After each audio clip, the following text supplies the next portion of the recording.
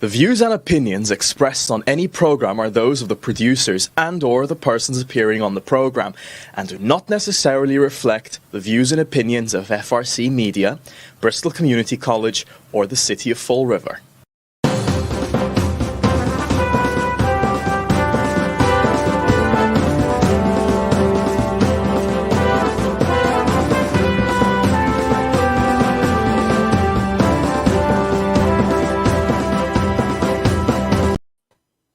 Well, hello. Welcome to Spindle City Straight Talk. I'm Chip. And I'm CJ. And it is Friday in the Rev, and we're out of the studio again, but we'll be back there next week. They gave us the boot. That's it. They booted us. But, hey, at least the dog's happy. She's in the other room, and I'm home. So it's like, yeah, Bentley's over here to the right, and he's asleep, so he's all happy. But I've got some busting news. huge Huge news. So I'm going to first off start exactly from the City Council President Cliff Pount's position and the emails. I have copies. So if you want documentation, Paul, I've got your emails. Dated Thursday, October 14th. Mrs. Sahadi, checking in on the below. Thank you. Mrs. Sahadi, thank you for coming back to the City Council meeting last night to address a very important and serious budget issue. The City Council is still looking to see what the deficit would be going into next year. Here is my math. This does show that we have over a $7 million shortfall deficit going into next year due to the mayor's attempt to address the issue in an election year. $2.8 million in one-time ARPA money used for lost revenue. $2.9 million taken out of our operational budget to pay a total of 28 positions, which the final rule is not specific enough, and we can have a large issue this year if they don't allow us. And $1.6 million we still owe the school department, which you will need one-time money to pay. When you add 2.8 plus 2.9 plus 1.6, you get $7.3 million. As City Council President, I am requesting the most updated 5-year budget forecast by Thursday, end of business. Please highlight how much this administration, if reelected, would go to the debt exclusion. I'm still unsure if I can call a special meeting, which I may do for next Monday, regardless of the objection, since the charter allows me to call a meeting. Here's the reply. On Thursday, October 14th, from Coogan Paul, mayor.coogan@fallriverma.org, wrote, Cliff, pursuant to Article 6.9 of the charter, you received a 5-year financial forecast of city revenues and expenditures on December 7th, 2020.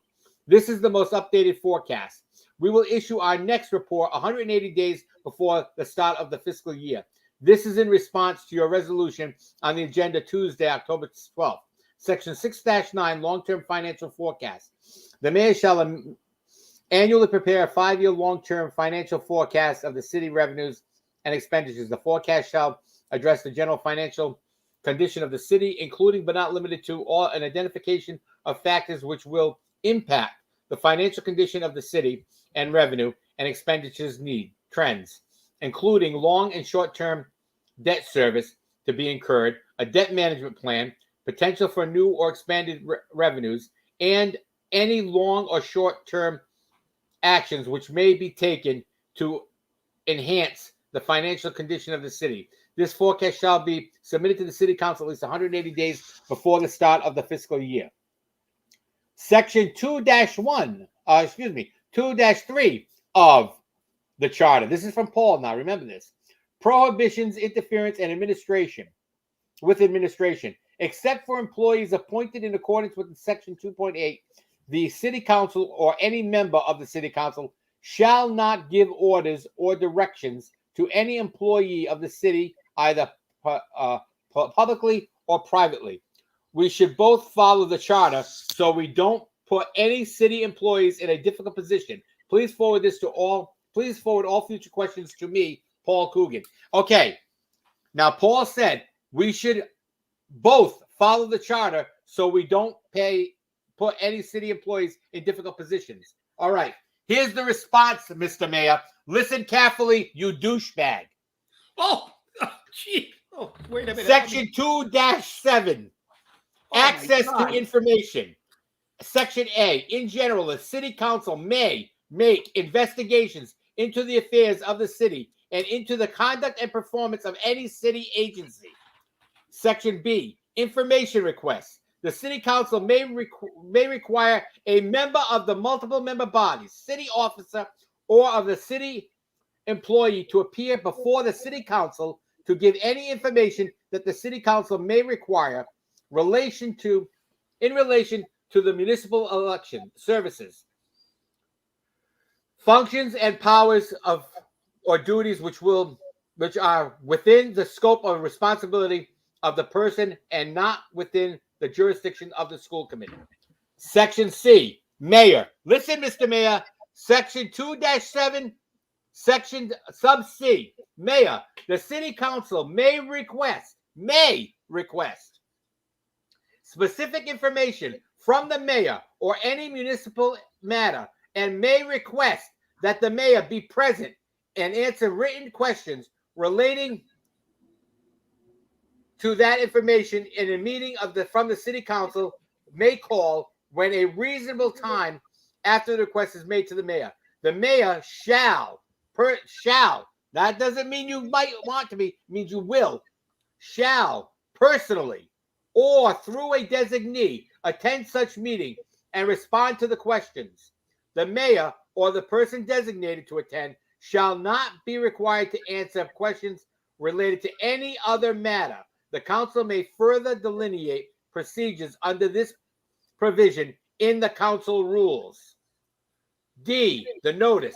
The city council by resolution shall request the attendance of any officer or employee of the city, but not including the school committee or employees of the school department to appear before it under this section. The resolution shall include the subject to which the city council seeks information and may contain specific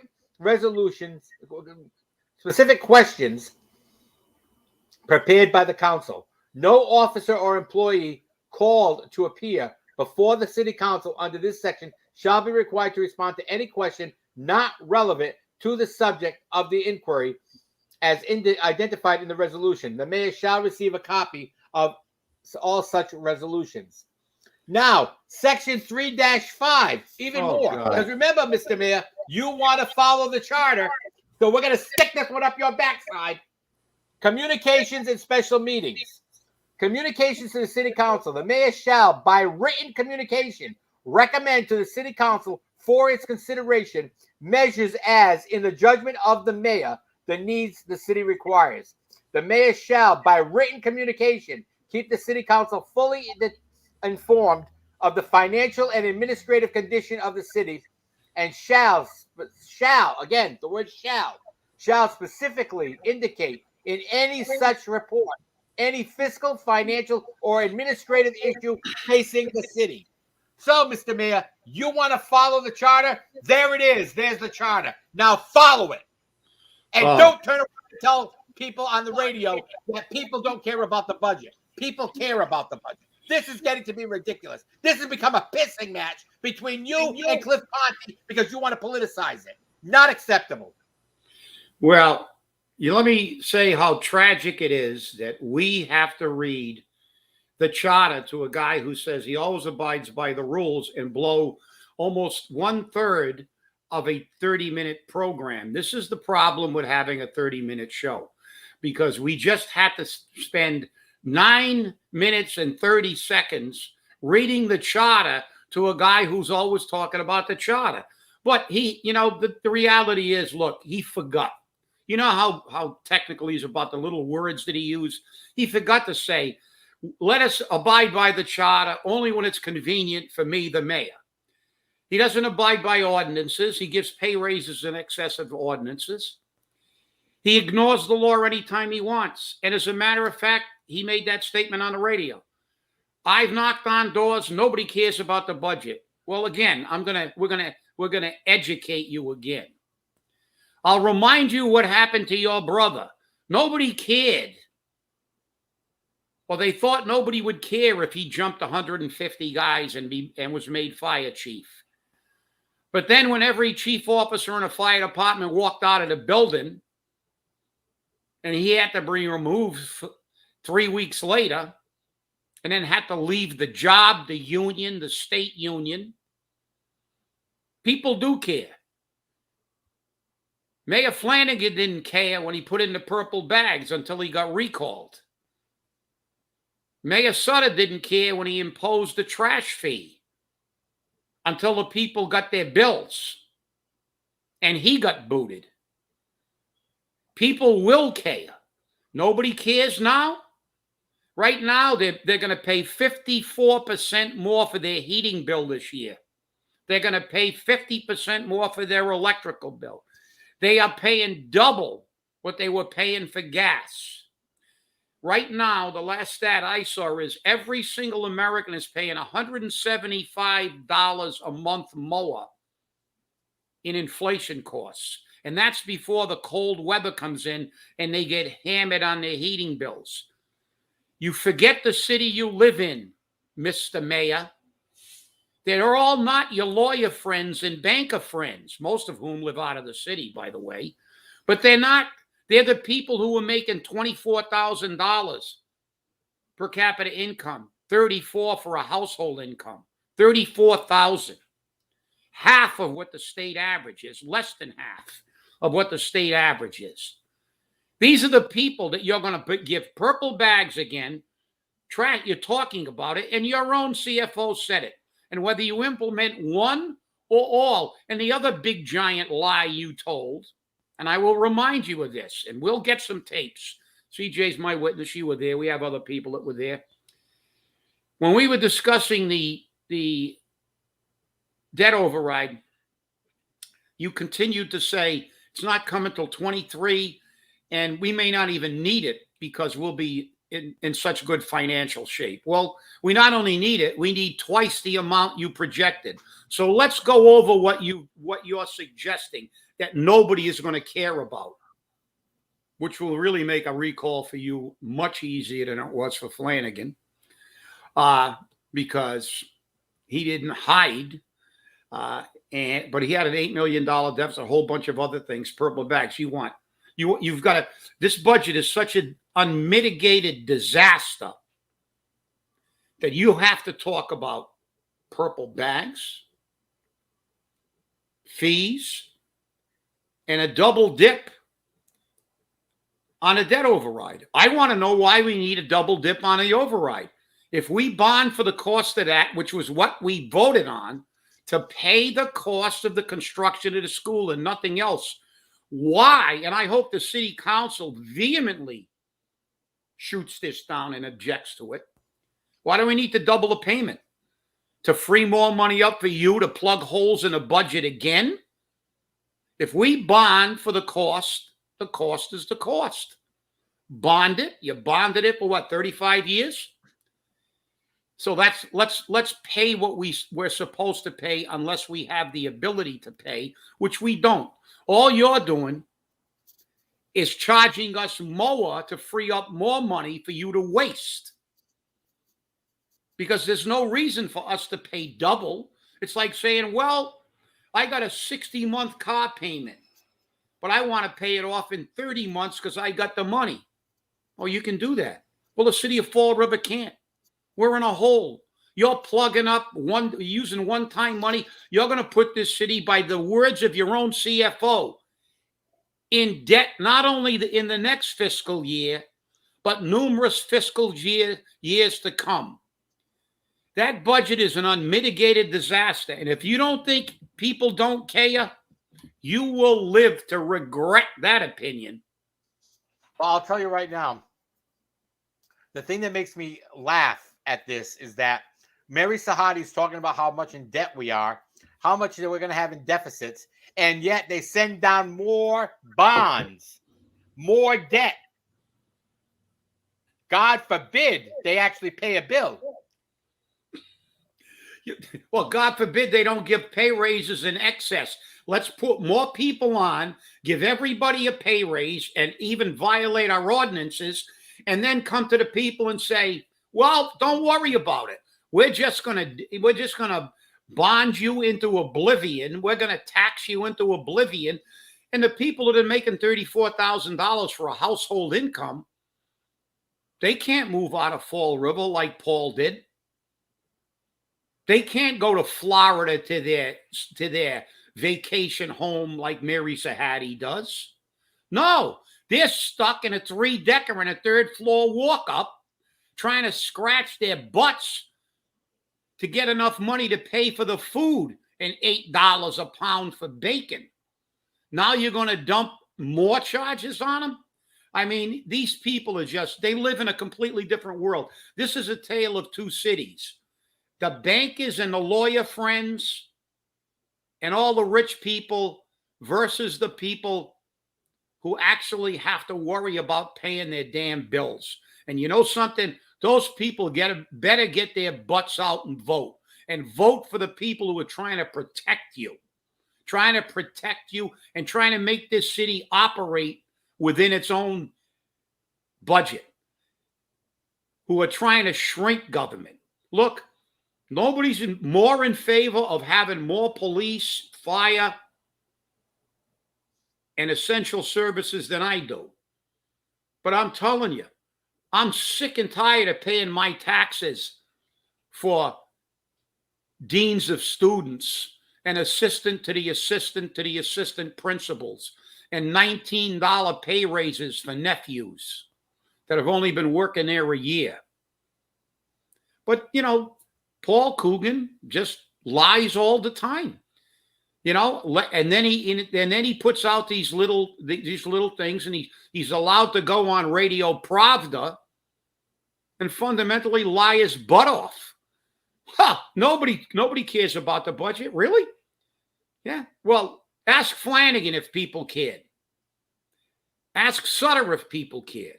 I told Lou Pacheco that he would not be reelected if he instituted that plan, and he laughed and he said, "Are you kidding me?" And I went, "Well, I won't attempt to tell you how people in Rainham would react to things, but this isn't Rainham. This is Fall River. I'm telling you right now." And he did lose. So you want to dump all of this? You want to take a giant dump truck, back it up to the city of Fall River, and dump the load all over the taxpayers of Fall River. I mean, you're running the table. Every single way to make us pay more, you're going to use. You're going to use everything. Purple bags, everything's under consideration. The only thing that's not under consideration is tightening your damn budget and streamlining this government and spending money on essential services and starting to cut back these pay raises that you give. You're not doing it. All you're doing, because you are exactly what you said you were, and I will give you credit. You were truthful on that. You're nothing more than a Somerset carpetbagger that ran over here for a little while, and you're collecting your pay, and you only wanted 2 terms, and then you're going to run away. Why? Because you're going to kick the can and all these taxes down the road, and when it bites everybody, you're going to be waving at us from some other community. Waving across the river. The same river that you can jump in. Hey, maybe he's got some land down next to Mary, you know, for their winter home. Yeah, he might have a nice Florida Who knows? home. But I can tell you one thing. He loved Fall River so much he didn't stay here. Well, he came back, but so far all I've seen him do is stick his head in the trough since he came back. Yep. Oh, yeah, no question about it. But then again, that's just my opinion. And you know what they say about opinions. That's right. They're like anal sphincters. Everybody has one, but remember one thing. Some anal sphincters work better than others. That's right. So, I mean, this is a disgrace. Look, we're laughing to keep from crying. Because, look, I just had a meeting yesterday of retirees. 60% of whom are living on less than $25,000 a year gross income. They're hanging on to their houses by their fingernails. They've been paid for 30 years, but they can't afford the taxes. They can't afford the fees. And they can't get $40,000 pay raises like Mary Sahadi or $19,000 pay raises like the nephew. They can't do that. They get $360 a year. That's the maximum they can get. And the city's opposed that on numerous occasions to give them $360 a year. So let's just figure that out. That is less than $1 a day because there's 365 days in a year. They're getting less than $7 basically a week. Less than $7 a week. And what did it cost for the purple bags? For a bag? For $2. $2 per bag. So if they need 2 trash bags, they've absorbed more than 50% of their pay raise, let alone the increases in everything else. Now they're going to pay 54% more than their heating bill. I mean, I just don't understand how totally disconnected to real people that these politicians are. It's like Nancy Pelosi eating her $15 a pint ice cream and running $30,000 a plate fundraisers in Napa Valley and not given any consideration to the people in San Francisco who are being looted. People are crapping all over the streets, urinating all over the streets in San Francisco, and she's living in a gated mansion having $30,000 a plate dinners. Well, you know, Paul, maybe you've been rubbing elbows with the lawyers and bankers.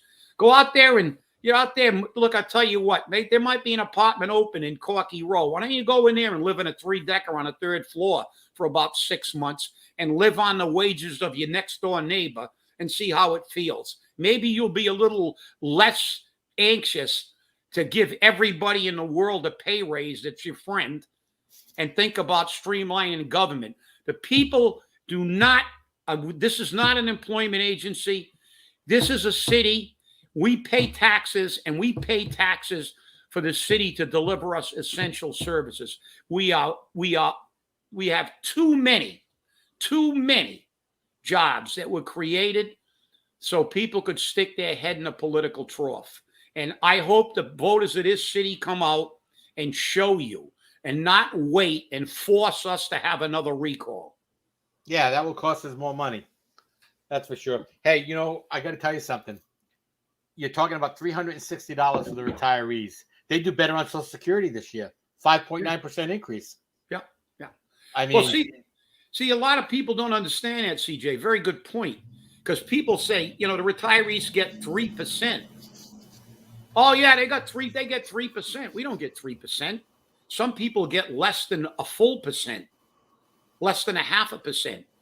That 3% is capped at $12,000. So the maximum you can get is $360. So you're not getting 3%. You're getting 3% on 12,000. See, that's the people go, oh, the retirees get 3% every year. No, they don't. We have a breakdown every year at the retirement to show what people get. So people who make 12,000 are actually getting a 3% raise. But who can live on 12,000? So 60% of the people are getting 1.5%. Most people are getting less than 1%. So it's $360 a year. Let's talk dollars and cents. And the gas just went up 20 cents in the last 3 days. So I know, isn't that terrible? But this is a travesty. And you know what really pisses me off about this whole thing is that when he tries to make it like everything's you're picking on me. The city council's picking on me. They're picking on me. Look at them making it. Oh, this is all about they're picking on me because I abide by the charter. No, you don't. No, you don't. You're supposed to be given information, and the city council should call the attorney general and take you to court because they're doing their job. It's their job to look at these numbers because they have to approve these numbers. And if they're not comfortable with the numbers, if you were truly a transparent mayor who really wants to move the city forward, you would be sitting down at the table with them trying to figure out how the hell we can straighten this mess out rather than trying to bury it under your cloak of the transparency that you always talk about, which isn't there. The cloak of darkness. Yeah.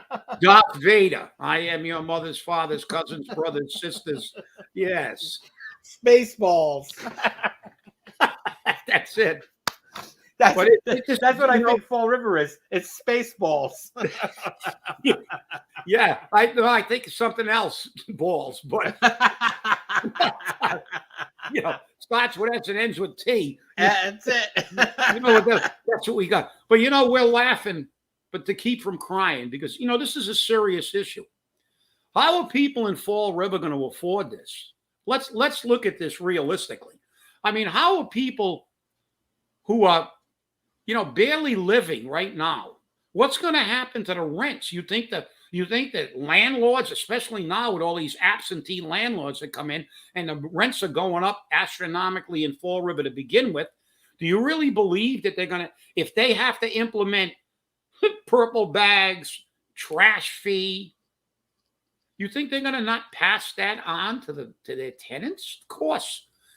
They don't live there. It's not owner occupied. They're fundamentally businesses. And I mean, is there no compassion for people who aren't rich, who can't do you a political favor, who want to go to work and try to make a living rather than hold a political sign and kiss your butt? I don't understand this. I just can't. And you can, I don't care what you say. I've been fighting in the union and for the people who work for a living for years. I see their pain. I have to get the calls for people that can't afford to pay for their medications that are retirees. And if you don't think that bothers me, you got another thing coming, because this is a real problem. And the way you're dealing with this cavalier attitude you have that's what makes me so pissed. It's sickening. It's sickening. I mean, people, like, as you said, are having problems deciding whether to buy food or medication. And even that's getting worse. With the copays going up and whatnot, I mean, it's just, I was at the pharmacy yesterday for somebody, and I couldn't believe it that for 4 pills, I had to pay $8. 4 pills, $8. Tell me that's not a problem, okay? A 90-day supply of medication, $85. $85. It's almost a dollar a day. Someone says, well, that's not a big amount of money, $1 a day. It is when you got to lay it out all in one shot. Yeah. Well, when you're living on $25,000 gross, and you're looking at a winter where they're already panicking because the heating costs are going to go up over 50%. I mean, what do they think? These people are made of money? These people are living on, they're lucky if they remember, gross income, it's like $2,000 a month. Gross. Right. Gross. So, I mean, you got to pay your taxes. Those are going up. Now you're going to pay a heating bill that's going up. I mean,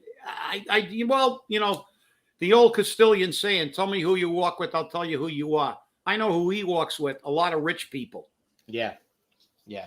And that's the problem. He's forgotten where he came from. Okay? He's forgotten where he came from. Because I don't think he came from a community where he had a silver spoon in his mouth. Maybe he did. I don't know. Maybe this is just it. Maybe he's a second or third generation political suck. I don't know. It's a little different. But, well, we're out of time. I wish we had more. I want to thank you all for inviting us into your home. Hopefully on Monday we'll be back in the studio. Once again, stay safe, stay angry, and hold your politicians accountable. And next time you see Paul, boo him. Have a great day.